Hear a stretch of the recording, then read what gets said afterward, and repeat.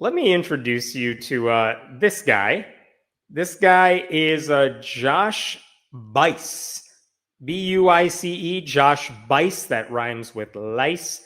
Josh is, as you can probably guess, a very conservative Christian preacher.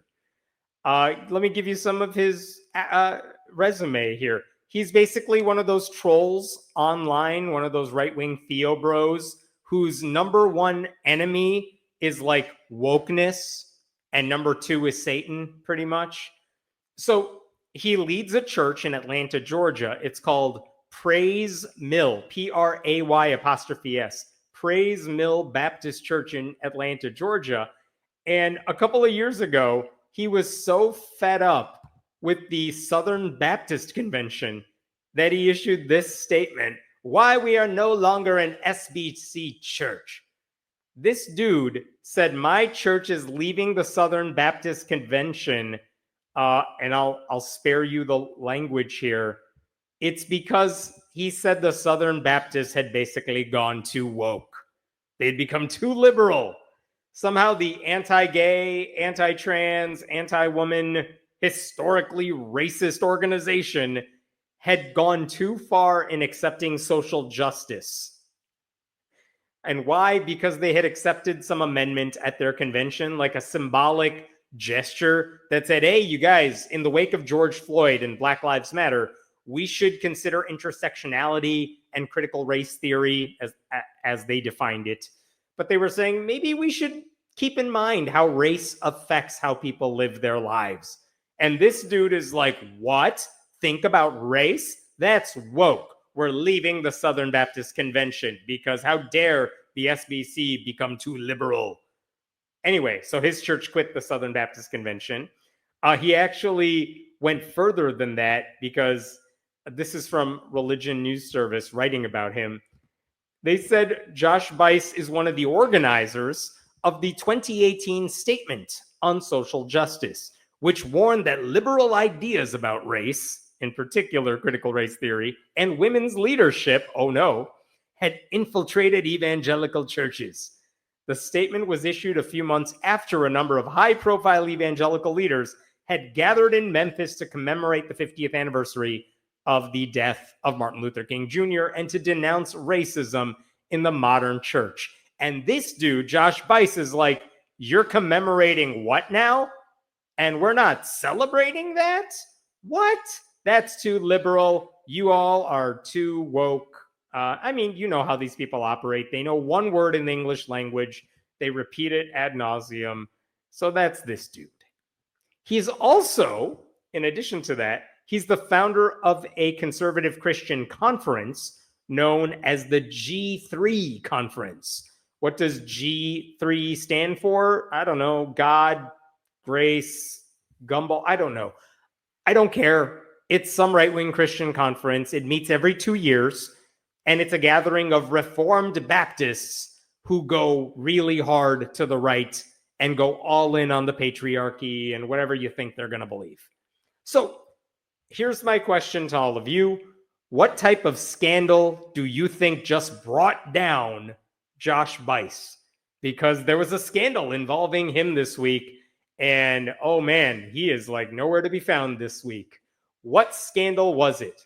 Did it involve some other woman? No. Did it involve some other man? That would be amusing, but no. It's even dumber than that. I know. I see your comments. Oh, I'm sorry. Thank you for one person for pointing this out. G3 stands for gospel, grace, and glory, which are three words that do not have any connection to these people whatsoever.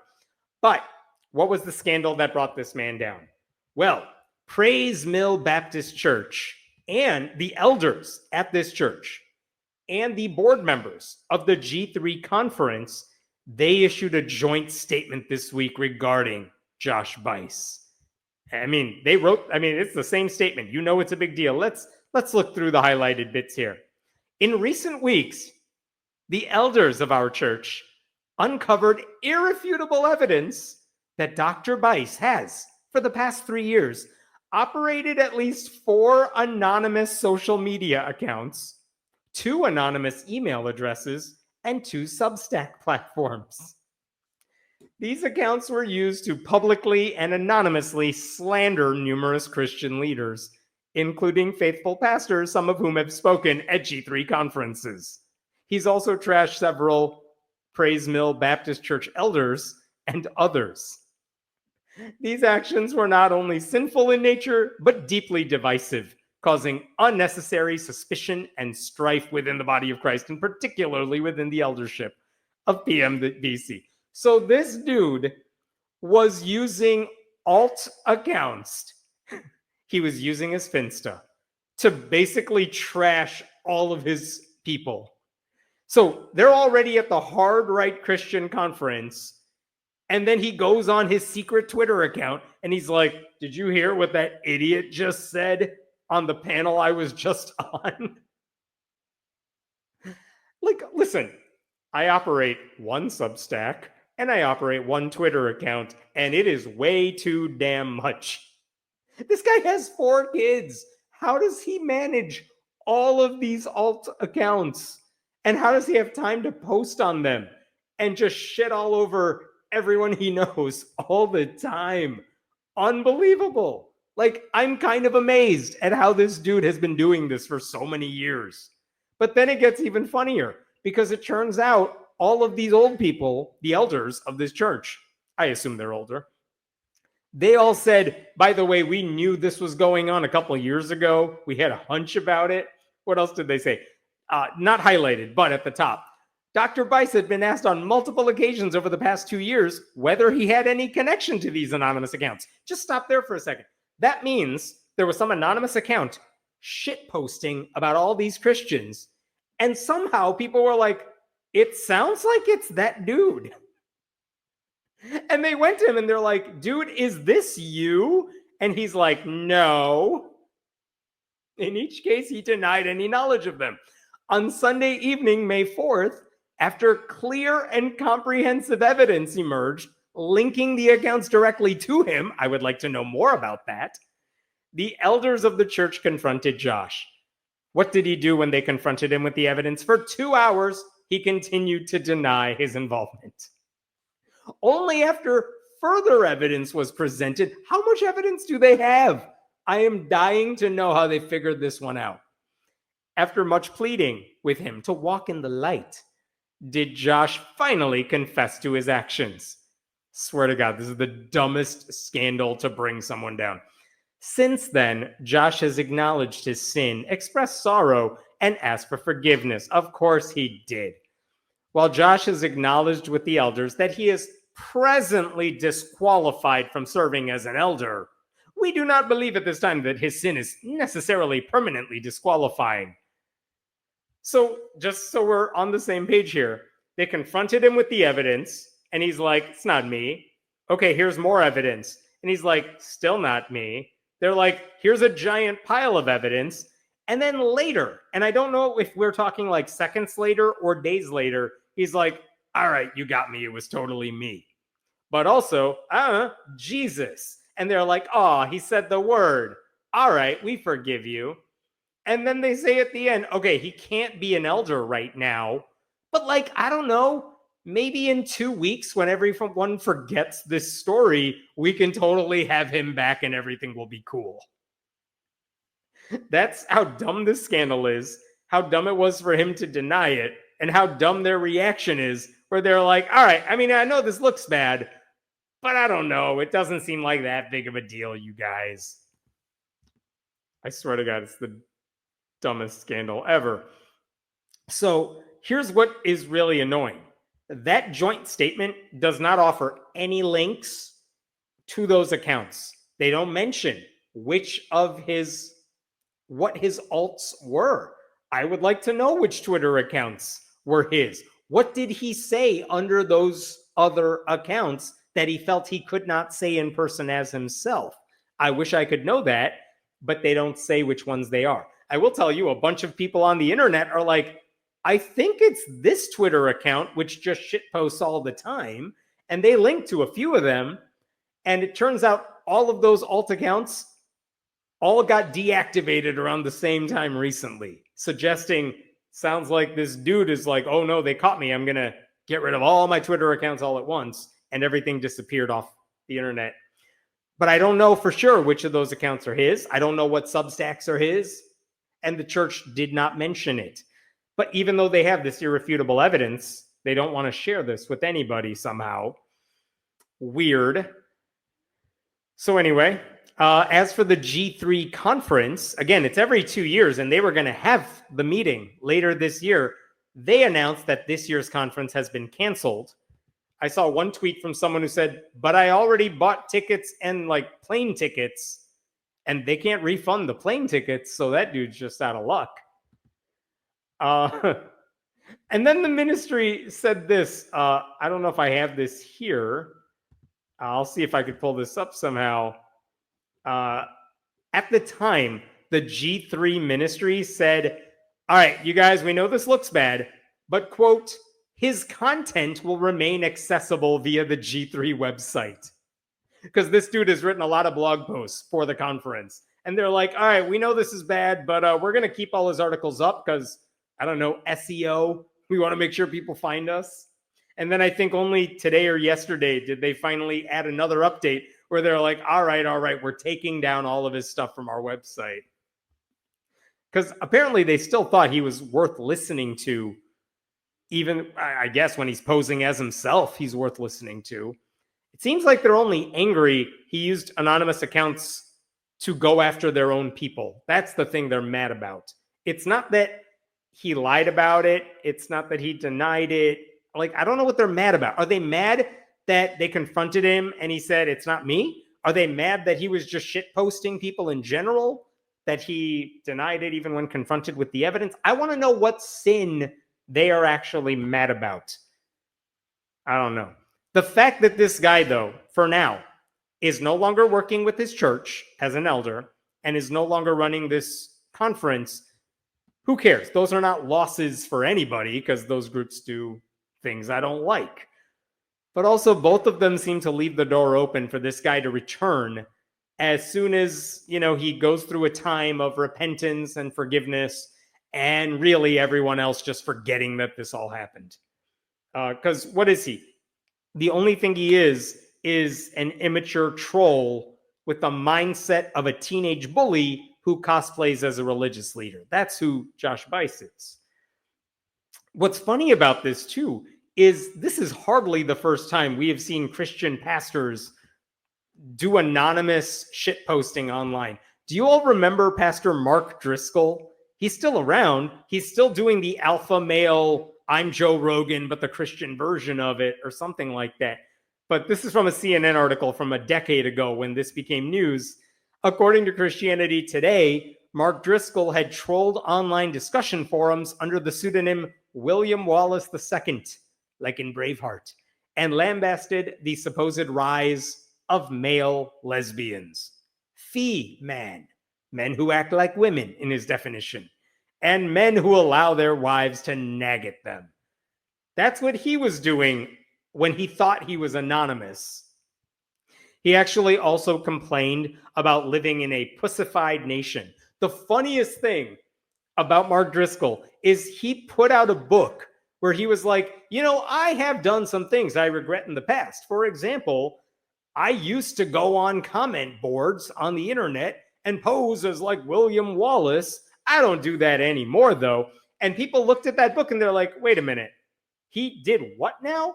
And they realized, wait, all the forums that he posted on are still active, and we can totally see what he posted online under his pseudonym. And they realized he said all this horrible stuff, and that's why it became a scandal a decade ago, because that's how weak and pathetic Mark Driscoll is. But he's not the only one either. Do you all remember? I think we talked about this just a couple of weeks ago, but there is another Christian pastor by the name of Dale Partridge. And look at what he posted at the very top. Alpha male Christian bro. Women are designed to be led. If a woman refuses male leadership, she will either end up alone or with a beta male, which is a very bad thing. Beta males always leave women feeling insecure, which makes her prone to leaving him for an alpha male and leaves him prone to leaving her for a submissive woman. Okay, weirdo. Someone chimes in. I try very hard to lead my wife sacrificially, but I suspect that somehow I would still be labeled as a beta male. So that's fun. To which Dale responds, my husband serves by leading. He sacrifices by leading. He loves by leading. This dude forgot to sign out of his actual account and sign into his fake account where he pretends he's a submissive woman. Love that one. I know some commenters like, what does that even mean? I don't know what it means. None of this stuff means anything. There's one more version of this. Do y'all remember the Republican elected official from Pennsylvania who said a couple years ago, what Trump built in 4 years, Biden will destroy in 4 months? And then someone chimes in, are you kidding me? Obama built it in 8 years. Trump took credit for it, blah, blah, blah. And then what does the dude write in response? I'm a black gay guy, and I can personally say that Obama did nothing for me. My life only changed a little bit, and it was for the worse. Everything is so much better under Trump, though. I feel respected, which I never do when Democrats are involved. And Dean Browning, the white dude from Pennsylvania, knows that because he's a black gay guy who's forgot to sign into his alt account. So many good ones. Like, this is just a habit of conservative extremists. They all have these alternative accounts. Usually, it's to boost their main account or go after their critics or anyone who isn't as extreme as they are. Because the thing is, if your arguments were good and you made them in a public forum on social media, you wouldn't have to do that because other people would be like, wow, this is a really smart thing someone said. I'm going to share it. But these idiots have nothing smart to say, so they put it out there and no one's sharing any of their stuff. So they create these alternative things, alternative profiles to boost their own content because they're not smart enough to write anything other people actually want to share. So for guys like Buice also, it seems like his belief is that lying is okay as long as you're doing it to promote religious extremism. One thing I saw when I was researching this that was really funny, someone chimed in and said, oh, this is hilarious because 6 years ago, he was kicked out of the G3 conference. Let me see if I could pull this up. This is what Josh wrote to this couple. Over the last year or so, your online interactions, accusations of me and other G3 speakers, as well as your positions have caused me to believe that it would be wise for you to not plan on attending the G3 in January. Josh Buice kicked out that person for being mean to him online. And he's like, well, you can't attend the conference. And look at where he is now. He's been doing the exact same thing under a pseudonym. There was also this old tweet of his being shared quite a bit this week. Josh says, effeminate is hiding behind a mask and refusing to be a man. Just saying. Don't try to decipher that. It's grammatically weird. But also, if he's like, oh yeah, effeminate men, they hide. They hide themselves. They're afraid of speaking the truth. Well, guess what this guy just did? Multiple times behind multiple personas, apparently. So I will close the story with just one thought, which is the statement that was put out by the church elders and the G3 board. It made it sound like they're the good guys and they caught this one bad dude doing something he should not have been doing. I think that's the wrong way to look at this because all of these people were totally fine promoting Josh Buice's utterly deranged views up until now. Like, they only stopped this week. And they're still promoting all the same views, just not him.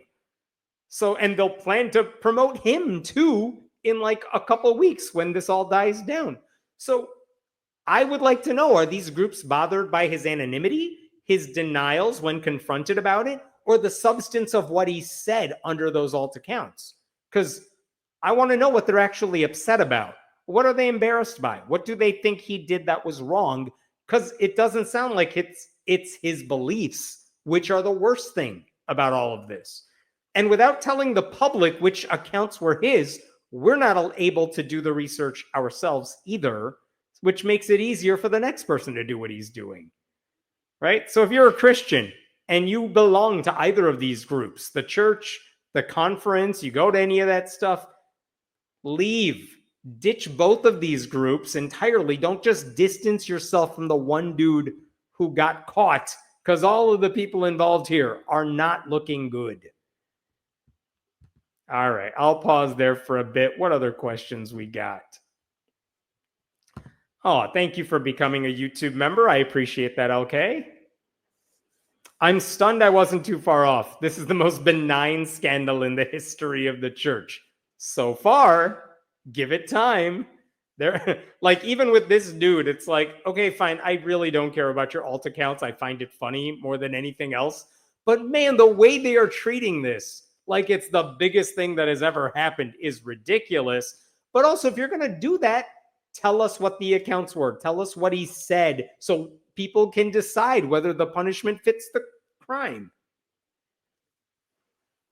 How embarrassing must it be to have to hide behind multiple sock puppet accounts? Right? Like, it's not like he's doing that for a good reason. He's doing it so he can just trash the people who are signing up to come to his conference and the other pastors who are like 99% aligned with his horrible views. That's the sort of people he's trashing this whole time. It's ridiculous. Like, why can't, if you're a pastor and you're like, yeah, you have to be a manly man and confident, then just trash these people yourself when you're on stage. What are you trying to hide behind? It's ridiculous. Can a Twitter post leave behind an IP address? That one's above my pay grade. I don't know. Sometimes screenshots get saved, but sometimes if someone deletes their account or deactivates it, it's pretty hard to, as far as I can tell, to figure out what they have posted. I've gotten into a habit of, if someone posts something really dumb and it's someone I don't like, I take a screenshot because I'm pretty sure they're going to get rid of it soon. Same with videos on YouTube or something. This is so funny because my ex-husband did and does the exact same thing online on high school wrestling boards. What? He had like 6 personas that all interacted to make it look real. To what end? Why are we pretending to be 6 people on high school wrestling boards? Are we trying to trash the other high school wrestlers? Is that what he's doing? I have to know, Kim. Tell me everything. I bet you this is the least of his skeletons. I won't even speculate. I mean, again, my problem with this dude is not really, I don't care about his private life. I care about the stuff he actively says as himself, which is way worse to me than, I don't know, shitting on these other people behind an anonymous account. Like, I have plenty of reason not to like this guy. I felt the same way to an extent about Jerry Falwell Jr. Like, I don't care what that guy does in the bedroom, even though he's a hypocrite. I'm more disturbed by the stuff he does right out in the open, and I think that should be why everyone doesn't like the guy. You don't need a sex scandal for that guy. Just go after the stuff he says on stage all the time. 5 out of 5 on the Lauren Boebert stupidity scale. Seems accurate.